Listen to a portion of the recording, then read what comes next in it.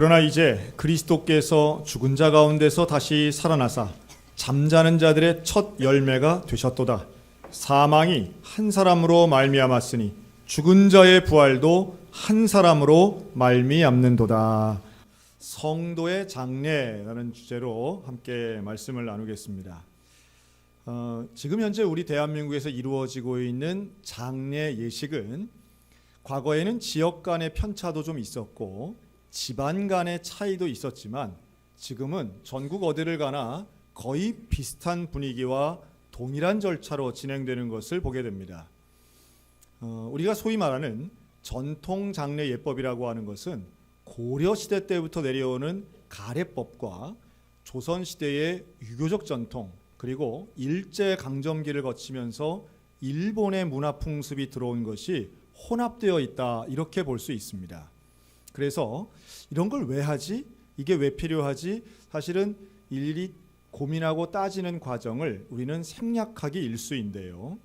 그런 면에서 어떤 이렇게 해야 된다, 장례는 이렇게 해야 된다고 이야기하는 소위 집안마다 있는 전문가 같은 분들도 사실은 정통과는 거리가 멀 때가 많습니다. 제가 이렇게 대화하다가 예를 드는 분들이 있습니다. 평소에는 잘 못 보다가 장례 때 나타나는 큰아버지들이 계십니다. 그러면 그분들이 에헴하면서 이렇게 해야만 된다라고 하며 상주나 혹은 자녀나 배우자가 원하는 것이 아닌 엉뚱한 방향으로 꺾어내는 집안의 어른들이 있을 때가 있는데요. 이러한 경우를 다 포함해도 사실은 전통이란 이름일 뿐 사실은 본인이 아는 한정적이고 제한된 제도라는 것을 먼저 말씀드립니다. 저도 이번 해피엔딩 프로젝트를 준비하면서 내가 참 무지했다, 참 모르는구나. 꼭 기독교적인 장례 예식이 아니더라도 우리는 그렇게 하고 있다고 생각하는 부분도 제대로 하려면 거의 불가능에 가까운 것이 유교적 전통이고 가례법이구나. 여기에 또한 풍수지리까지 동원이 되어서 우리에게는 여러 가지 것들이 만들어지고 머리의 위치라든가 시신의 위치라든가 이런 것도 정해지고 물이 나는 것이면 안 되고 기울어지면 안 되고 이런 식의 우리가 생각하고 들어서 알았던 것들이 사실은 성경적이지 않구나 하는 것을 좀 깨닫는 시간이 되었으면 좋겠습니다. 먼저 일반적 우리가 전통적으로 생각하는 장례 절차는 대개 이렇습니다. 임종이 일어나면 먼저 부고를 하게 되고요. 또한 시신의 처리에 있어서는 손발을 묶고 솜으로 코와 귀를 막는 수시의 절차를 합니다. 이때부터 유족들은 곡을 하기 시작하고요. 소렴, 대렴, 초번이라고 하는 표현을 쓰는데 이것은 시신을 처리하는 과정이기도 합니다. 이때에 아마 이걸 어릴 때 보신 분들이 혹시 계실지 모르겠는데요. 고인이 입었던 옷, 특히나 상의죠. 저고리를 들고 지붕 위나 마당에 나가서 그 저고리를 흔들었던 풍습도 있었습니다. 옛날 임금님이 돌아가셨을 때 하던 일인데요. 그러면서 3번 복을 외치는 고복의 절차를 하고 죽은 자를 위한 음식이라 해서 사자밥을 차려놓는 집안들도 있습니다. 옷을 갈아입습니다. 역복이라고 하는데요. 이걸 발상이라고도 합니다. 소위 말해 상복으로 갈아입는 것이죠. 그런데 그러기 위해서는 먼저 시신을 닦고 염포로 묶는 습을 합니다. 이것을 우리는 염습이라고도 하죠. 21개의 끈으로 묶는 소련, 그리고 몸을 전체적으로 묶는 대렴, 그리고 얼굴과 발끝, 손끝을 모든 걸 천으로 가리는 3배의 천으로 둘둘 말아서 완전히 미라처럼 만들어버리는 초번을 합니다. 이럴 때에 시신의 입에는 엽전이나 쌀을 넣는 반함의 절차를 하는 경우도 있습니다. 영구를 상여로 옮기는 천구, 그리고 영구를 장지로 옮기는 발인, 죽은 영혼을 돌보는 제사를 우제라고 하는데요. 가장 먼저 드리는 제사는 초우, 다음 날 드리는 제사가 제우, 셋째 날 드리는 제사가 사무가 됩니다. 그래서 우리가 소위 말한 사무제다라고 하는 것은 죽은 영혼을 고인이 된 분을 3일째 찾아가서 드리는 제사를 의미하고요. 3개월 후에 드리는 제사가 졸곡, 1주년에 드리는 제사가 소상, 2년 만에 드리는 것이 대상, 그리고 3년 만에 탈상을 하게 되는 것입니다. 이렇게 말씀을 드리지만 제가 전문가가 아니기 때문에 정확하지 않을 수 있다는 것을 먼저 말씀드립니다. 그러나 또 하나 제가 확실히 아는 것은 이 정도 아는 분도 이 자리엔 별로 없을 거라는 거죠. 이걸 알아야만 되느냐라고 하면 저는 다들 몰랐으면 좋겠습니다. 그러나 반드시 장례가 시작이 되면 이런 내용들을 가지고 분란을 일으키고 갈등을 일으키는 분들이 있는 집안이 제법 많기 때문에 먼저 말씀을 드리는 거죠. 장례의 방법은 종교마다, 지역마다, 시대마다 달라집니다. 또한 시대에 따라서 변천되는 장례 절차의 변화 속도는 대한민국만큼 빠른 나라가 있을까 싶습니다. 그 중에 아주 대표적인 것 하나가 바로 매장에서 화장이 된 것입니다. 불과 20년 전만 해도요, 얼어붙은 겨울에 그 땅을 파기 위해서 고생했던 기억, 비 오는 날 소나기를 맞아가며 산꼭대기까지 관을 운구했던 기억이 생생합니다.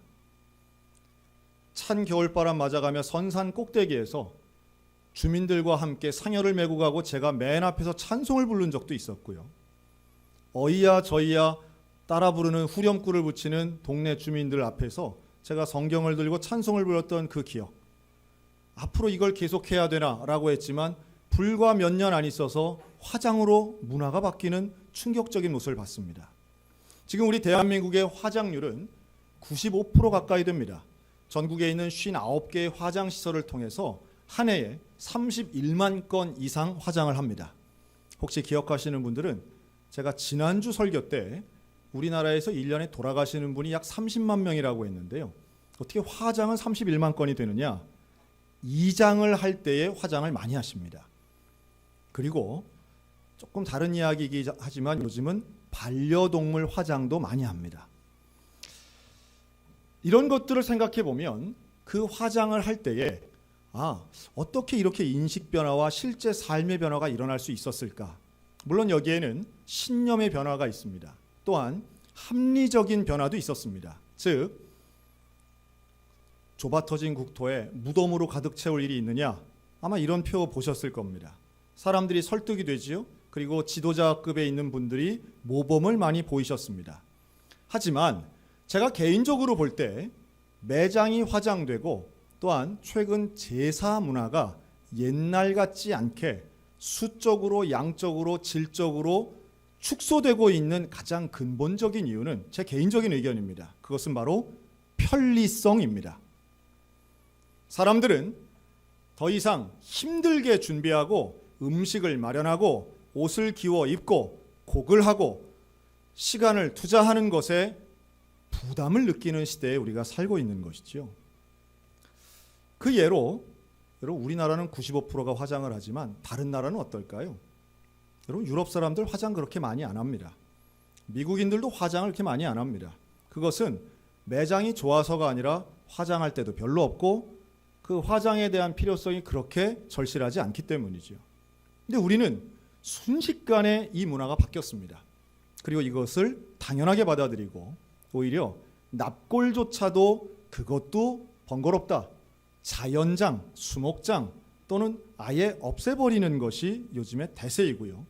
최근에 등장한 것은 스마트 장례도 나왔습니다. 가상현실이죠. 아예 가지도 않는 겁니다.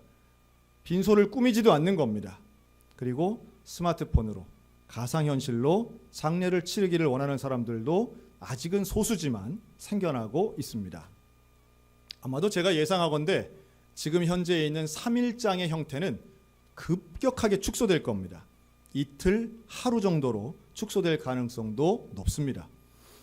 자, 그런데 그런 가운데에 장례를 왜 하느냐가 더욱 중요하겠죠.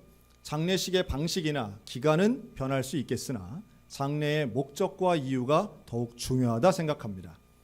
그래서 오늘 제가 여러분들에게 굳이 이 강단하고는 좀 어울리지 않는 관을 한번 놔봤습니다. 여러분 이거 너무 상처받지 마시기 바랍니다. 근조기와 관을 앞에 디스플레이를 해봤습니다. 아마도 관을 처음 보시는 분도 있을 수 있다 생각이 듭니다. 이 관은 수입품입니다. 코로나 인구가 시작하기 이전에 대륙에서 가져온 물건입니다. 어떤가요? 관이 생각보다 좀 초라하죠. 그리고 눈썰미가 있는 분들은 이게 직사각형이 아니고 위가 더 넓고 아래가 더 좁은 구조임을 알 수 있을 겁니다. 그 이유는 사람의 어깨 넓이가 발목보다 더 넓기 때문이죠. 마지막에 입관을 할 때 여러분 혹시 보셨는지 모르겠습니다. 그 입관할 때 대부분의 시신들은 꽁꽁 묶입니다. 소련이 21번의 끈을 가지고 묶는 반면 지금 우리들은 아주 모두가 비슷하죠. 수의를 입히고 그 입은 수의 위에 꽃신이라고 하는 신발, 또한 삼배로 만든 장갑, 얼굴에도 온갖 천과 머리끝부터 발끝까지 천으로 묶습니다. 시신을 꽁꽁 묶은 상태로 이 관에 집어넣습니다. 왜 묶어야 할까요? 수의는 왜 입어야 하나요? 여기에 대해 아시는 분들을 저는 별로 못 봤습니다. 그리고 이것을 선호하는 분들도 별로 못 봤습니다.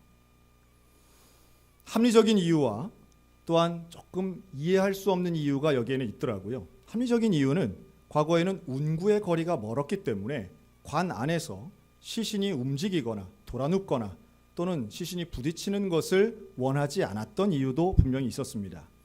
그러나 또 하나 좀 믿기 힘든 이야기이긴 한데요.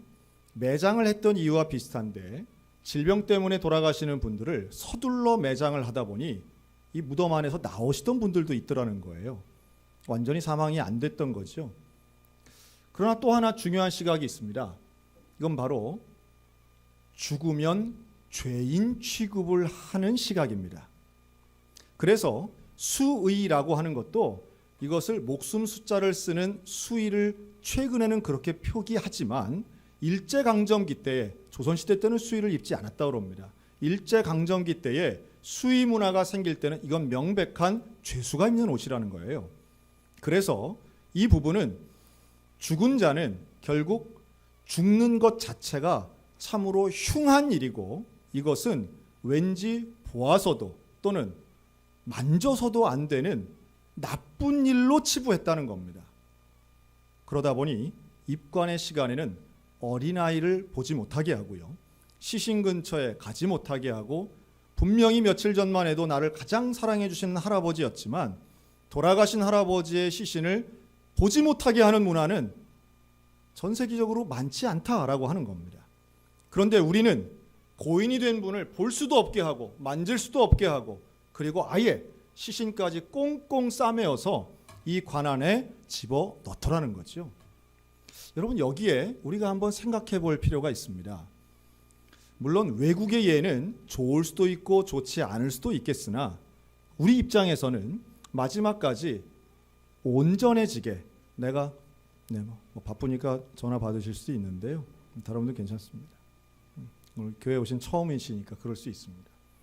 그런데 우리가 이 시신을 통해서 입관하고 모두가 슬퍼하는 가운데 지금은 아예 유리를 통해서 그 입관을 볼 수 있도록 대부분의 장례식장이 만들어 놓았습니다. 과거에는 목사님들이 많이 하셨죠. 그리고 가정에서 가족들이 했습니다. 지금은 아무도 그 시신을 만지지 않습니다. 조금 시각을 바꿔야 됩니다. 여러분 시신은 흉한 것도 아니고 터부시할 이유도 없습니다. 그리고 더더군다나 향을 피우는 행위는 지금 우리가 빈소에는 시신이 없는 상태로 장례를 드립니다. 향을 피울 만한 이유가 전혀 없습니다. 냄새가 전혀 나지 않는 아예 시신이 없는 곳에서 하면서도 향을 피운다는 것은 비합리적인 일입니다. 이런 여러 가지 일들, 장례의 절차와 순서는 바뀌어야 함에도 불구하고 변화하지 않는 이유가 뭘까라고 할 때 저도 오랫동안 고민해 봤습니다. 이것을 1대1로 만나 이야기하면 여기에 대해서 절대 불가를 얘기하시는 분들은 별로 없어요. 하지만 가족 안에 기독교식 예식을 거절하는 제일 큰 이유 중에 하나는 바로 가족 간의 갈등입니다. 타종교인이 있을 수 있고 또는 기독교에 대한 반감을 가지고 있는 분들도 제법 있을 수 있습니다. 그렇기 때문에 좋은 것 알지만 분란을 일으키기 싫어서 결국 결론은 어떻게 나느냐 하면 남들 하는 대로 우리도 한다. 혹은 장례식장이나 병원, 장례 지도자가 이야기하는 대로 하는 것이 지금의 대부분의 현실이라는 거죠. 그런 면에서 장례식을 왜 하는가, 그리고 어떻게 하는가에 대해 오늘 좀 말씀을 드리고 싶습니다. 여러분, 장례식은 왜 할까요? 장례식을 우리 기독교인들이 장례식하는 이유는 세 가지로 볼 수 있는데요. 첫째는 생명의 주관자이신 하나님 앞에 인간의 한계를 깨닫고 우리를 구원해 주신 예수 그리스도를 바라보는 것이 장례의 목적입니다. 다른 말로 한다면 구원의 확신을 깨닫는 것이 장례의 목적입니다. 장례는 죽은 자를 위한 것이 아니라 산 자를 위한 것입니다. 그곳에 죽은 자의 영혼은 있지 않습니다. 유족들을 위한 것이죠. 타인의 죽음을 통해, 그것이 아무리 사랑하는 나의 가족이라 할지라도 타인의 죽음을 통해 우리는 내 생명도 끝나는 것이고 나에게도 언젠간 죽음의 순간이 오는데 구원받은 예수 그리스도를 통해 구원받는 일이 그래서 중요하다는 것을 깨닫는 시간이 장례가 돼야 됩니다. 그래서 좋은 장례의 설교는 결국 예수님을 알게 하는 것입니다. 그 자리에 있을 소수라도 예수를 아직 알지 못하고 구원받지 못한 사람이 있다면 장례를 통하여 예수님을 알고 구원의 길로 나아가게끔 하는 것, 이게 장례의 첫 번째 목적이죠. 두 번째는 위로의 이유가 있습니다. 이별의 순간이 슬픈 것이지요. 그런데 죽음으로 인하여 생긴 슬픔을 위로할 수 있는 것은 오직 하나밖에 없는데 그것은 바로 예수 그리스도의 부활의 소망인 줄로 믿습니다. 잠자는 자들의 부활의 첫 번째 열매가 되신 그 예수 그리스도의 부활이야말로 오늘 우리들에게도 그 부활의 영광이 임한다라고 하는 믿음, 이것으로 장례의 슬픔을 위로받을 수 있다는 거예요. 우리의 부활은 예수님과 같은 부활입니다. 죽었다 살아난다는 뜻의 이 부활은 가장 온전하고 가장 영광된 존재가 된다는 의미이기도 합니다. 여러분, 우리에게 수많은 장례들이 경험될 수 있지만 그 장례를 통해서 부활의 소망을 바라보고 위로받는 저와 여러분들 되시기를 축원합니다. 그리고 마지막 세 번째는 이 장례를 통한 유족들이 결국은 나머지의 삶을 어떻게 살아가야 되느냐라고 하는 겁니다. 고린도서 15장 58절 마지막 절이죠. 더욱 견실하며 흔들리지 말며 항상 주의 일에 더욱 힘쓰는 자가 되라. 너희 수고가 주 안에서 헛되지 않은 줄 알미라. 사도 바울의 가르침은 명확합니다. 살아남은 사람들이 해야 할 일은 분명한데 항상 주의 일에 더욱 힘쓰는 자가 되라고 말씀하죠. 다시 말해 장례를 통해 유족들은, 살아있는 자들은 나의 남은 삶을 어떻게 살아가야 할까를 결단하는 시간이 되어야 된다는 겁니다. 그리고 그 삶은 사명을 따라 살아가는 삶이 되는 것이죠. 항상 주의 일에 힘쓰는 자가 되도록 유족들이 하나 되고 한 마음으로 서로 격려하고, 그리고 앞으로 부활하여 천국 가서 하나님 만나는, 그리고 내 사랑하는 돌아가신 분을 만나는 그 시간까지 나는 사명에 충실하게 살겠다. 여러분, 이걸 결단하는 기간이 장례인 것이죠. 그럼에도 불구하고 그러한 장례의 절차가 가족 간의 갈등이나 혹은 의견 차이 때문에 잘 일어나지 않을 때도 분명히 있습니다. 여러분, 그 문제를 어떻게 해결할까요? 제가 오늘 하나만 제안하려고 합니다. 가족 간에 일어날 수 있는 의견 충돌과 불화를 최소화하거나 없앨 수 있는 유일한 방법은 바로, 그럼 저를 따라해 주시기 바랍니다. 내 장례는 내가 결정한다. 여러분, 내 장례식의 순서와 절차와 원칙과 장소를 내 스스로의 의견을 피력하실 수 있었으면 좋겠어요.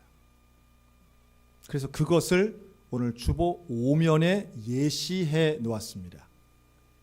이것을 기독교식 천국 환송 사전 의향서라고 제목을 붙였습니다. 우리가 지난주에 연명 의료 사전 의향서가 있었던 것처럼 장례식에 대한 사전 의향서입니다. 여기에 원칙은 이렇습니다. 나는 그리스도인이다.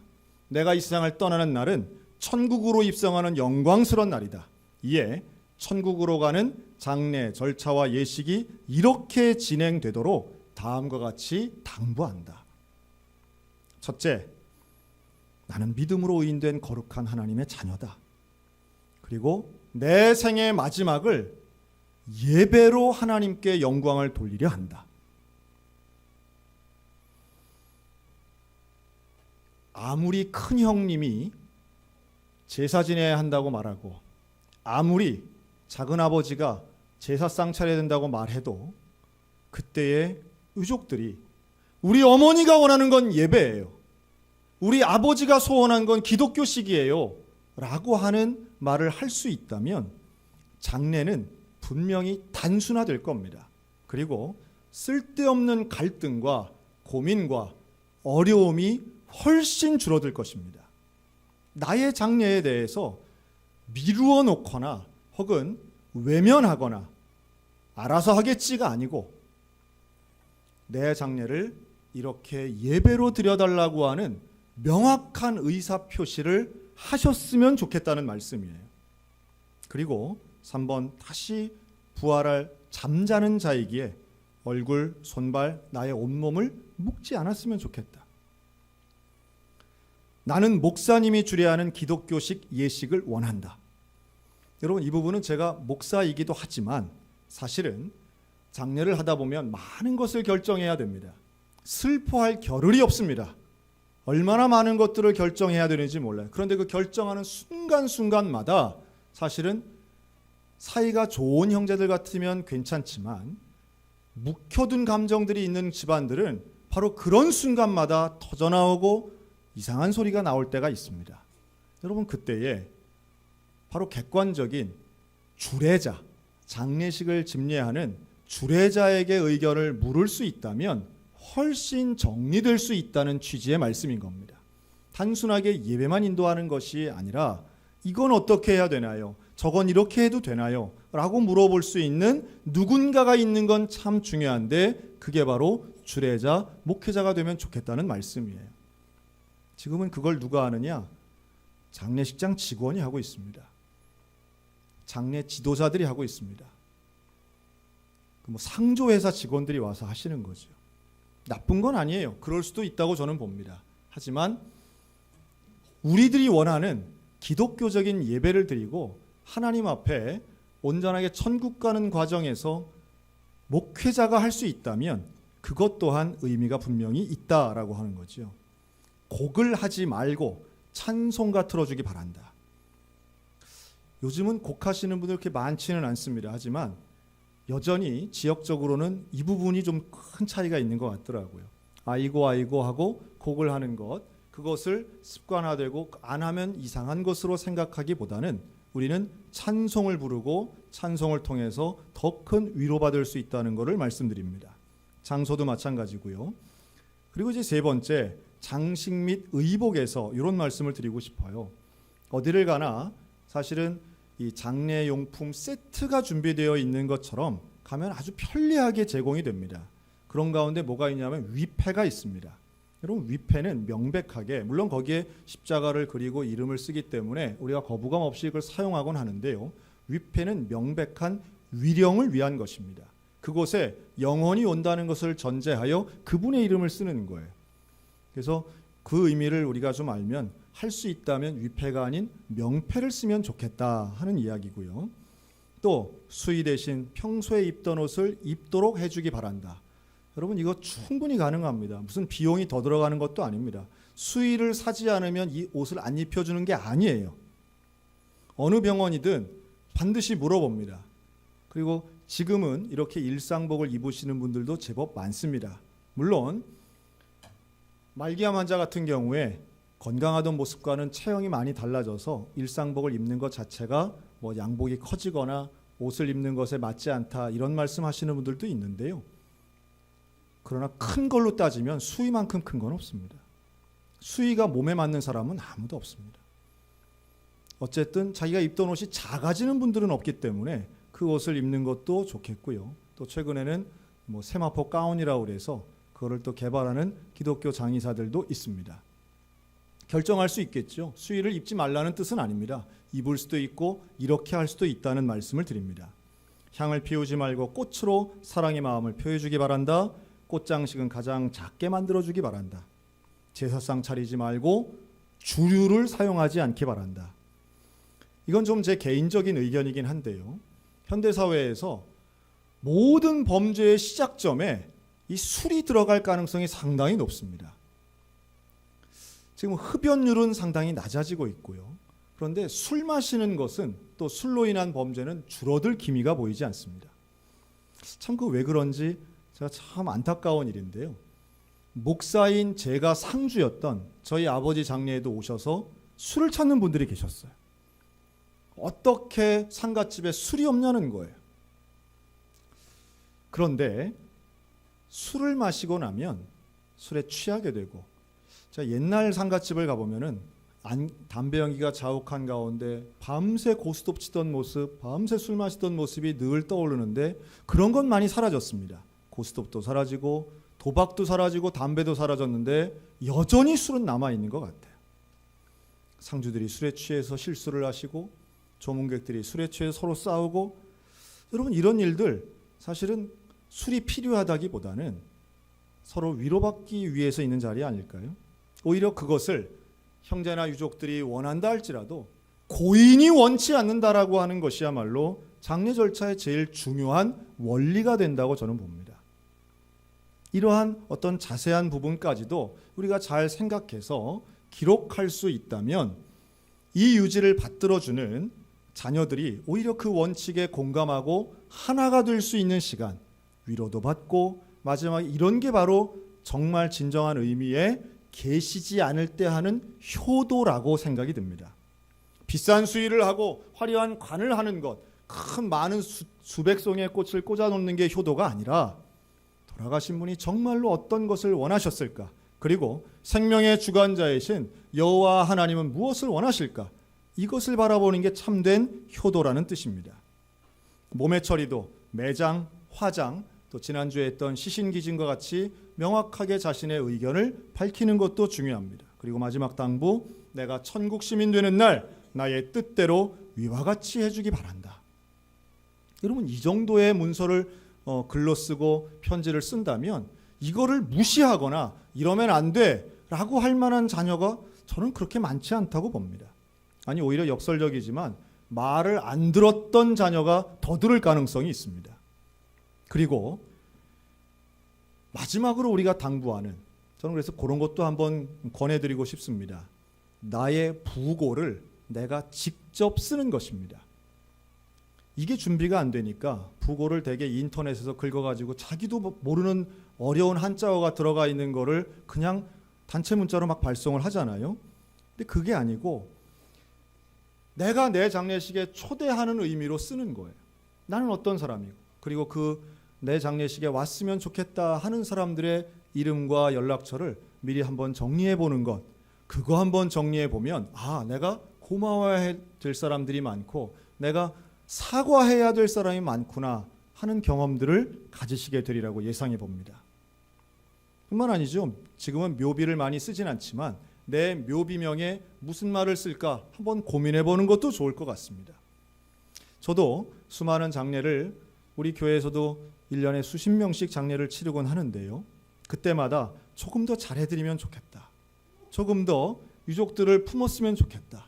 그리고 이러한 끌려가는 절차가 아니라 의미 있는 한 순서가 있으면 참 좋겠다.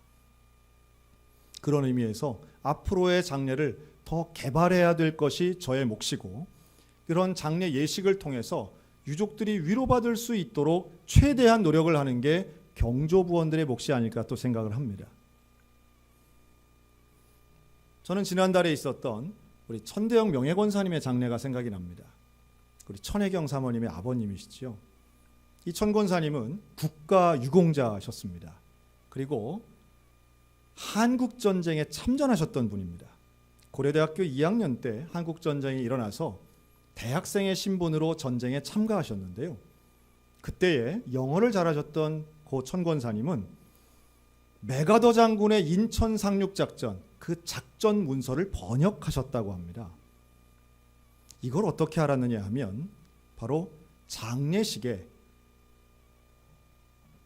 국가유공자 춘천지부 회원들이 오셔가지고 그 내용을 말씀해 주시고 국가에 충성한 애국자의 예를 다해 주셨습니다. 저는 그 예식을 보면서 참 감동을 받았습니다. 아, 국가에 충성한 사람을 국가가 기억하고 누군가가 추모하고 개인적 관계는 전혀 없지만 그러나 그분의 일생에 대해서 그 보훈처라든가 국가유공자협회가 이렇게 예를 다해 준다면 이것이 유족에게 얼마나 큰 위로가 되겠는가. 그럼 저도 많이 배웠습니다. 아, 관 위에다가 큰 대형 태극기를 덮으면서 그리고 그 유골함 그 자체는 아주 고급스럽지 않은 거예요. 아주 평범한 거예요. 그런데 거기에 국가유공자협회 그 나라에 충성한 분에게 주는 놀라운 명예가 거기에 새겨져 있더라고요. 아, 저런 것을 배워야 되겠다. 그냥 어찌 보면 나도 다른 집 가서 부조했으니 나도 무슨 장례가 생겨서 3일 동안 조의금 많이 받아야 되겠다. 이런 장례가 아니라 또 장례 때 무슨 어마어마한 사람들이 많이 오는 걸 기대하기보다 물론 많이 와야죠. 많이 오면 큰 위로가 됩니다. 그것보다 이분의 일생이 어떤 삶을 살았는가, 돌아가신 이분이 무엇을 가장 가치롭게 여겼는가, 이것을 함께 나누고 그리고 그 뜻을 이어받기 위해서 신앙의 유산, 또 부활의 소망, 사명의 삶을 살기 위해 유족들이 하나가 된다면 그게 바로 우리 위대한 기독교적 장례가 되지 않겠나 하는 생각을 해봤습니다. 우리들 결국 다 임종을 맞이합니다. 또 사랑하는 가족들 참 슬프지만 장례를 할 것입니다. 여러분 이를 위해 한번 준비해 보시기 바랍니다. 다시 한번 말씀드리지만 죽음에 집중하고 죽음을 준비하다 보면 지금의 삶이 얼마나 소중한가를 깨닫게 되고 지금의 삶의 풍성함과 온전함으로 집중하게 될 것입니다. 예수님이 원하시는 삶이 그런 것이고 예수님이 오늘 우리들에게 약속하신 부활의 첫 열매는 소망이요 미래에 대한 확신이 됩니다. 우리 모두가 구원의 확신, 부활의 소망, 사명의 삶을 살아가는 풍성한 장래의 주인공들 다 되시기를 우리 주님의 이름으로 축원합니다.